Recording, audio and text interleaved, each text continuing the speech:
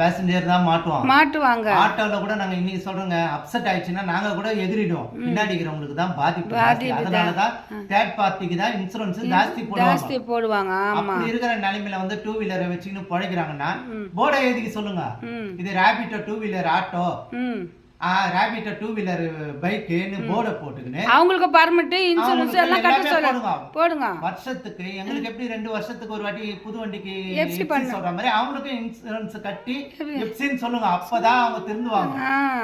50,000 இல்லைங்க, 80,000 வேலை சம்பாதிக்கிறவங்க கூட ஏத்தின்னு போறாங்க. ஆமா, அவங்க கேட்டதுக்கு என்ன சொல்றான், எங்களுக்கு பெட்ரோல் விலை ஏறிச்சு, இந்த விலை ஏறிச்சு, அந்த விலை ஏறிச்சுன்னு சொல்றான்.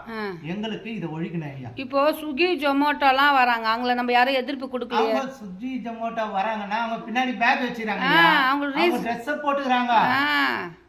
நாங்க எதுவும் கேட்க முடியல. எல்லாம் பாத்தீங்கன்னா பிள்ளைங்க எல்லாம் கஷ்டப்படுறதுன்னு நாங்க